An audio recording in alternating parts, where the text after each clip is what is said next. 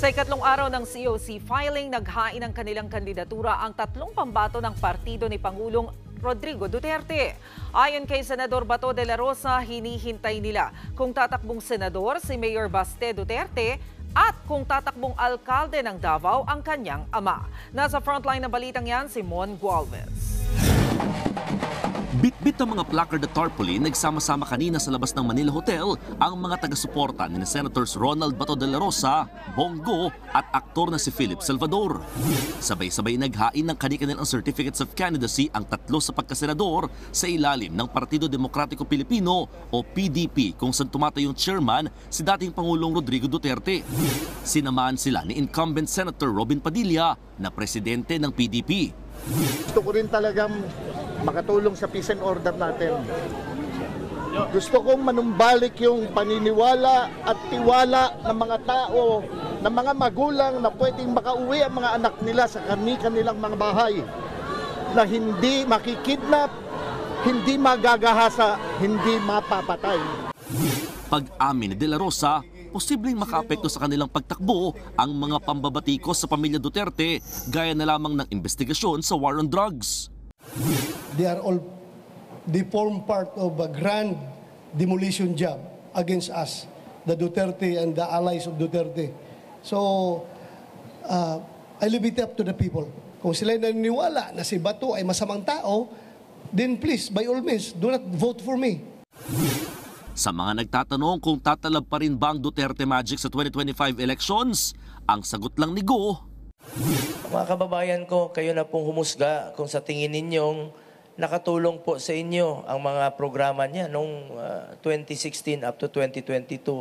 Yung mga build programs, yung kampanya niya against criminality.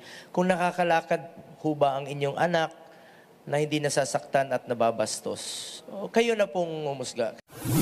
Sa ngayon, kinukumbinsi pa rin daw si dating Pangulo Duterte na tumakbo sa eleksyon.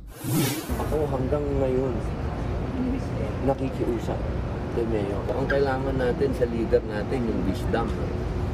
Nakita naman natin yung wisdom ni Pangulong Duterte nung panahon ng pandemic, lalagpasan natin yung pandemic. Yan po ang tinatawag na wait and see tayong lahat until the last day of filing.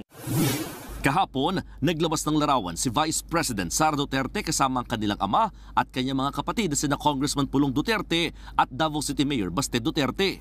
Bago yan, sinabi ni Pulong na pag-uusapan pa ng kanilang pamilya ang plano nila sa 2025 elections. Ayon kay De La Rosa, hinihintay nilang samahan sila ni Mayor Baste. We are hoping na sasama siya sa amin, tatakbong senador. Pero ang requirement lang niya is dapat si President Duterte ang tatakbong mayor ng Davao. Pero mukhang hindi pa na-finalize. Kahapon, nag-courtesy call si VP Sara kay Iglesia ni Cristo Executive Minister Eduardo Manalo. Nagpasalamat daw ang BC kay Manalo sa pagtulong ng INC tuwing may kalamidad sa bansa. Umaasa rin daw siya na magpapatuloy ang pagtutulungan ng INC at ng pamahalaan.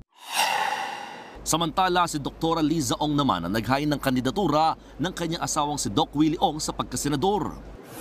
Andito po ako para ang may bahay ni Doc Willie Ong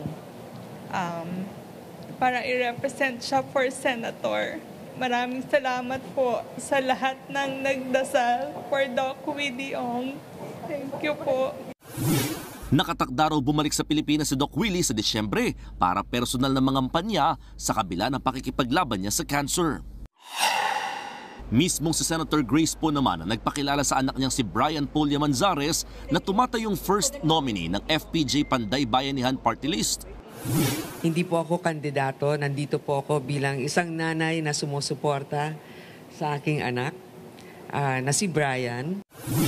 Isusulong daw ng party list sa mga programa para sa pagkain, kaunlaran at hustisya.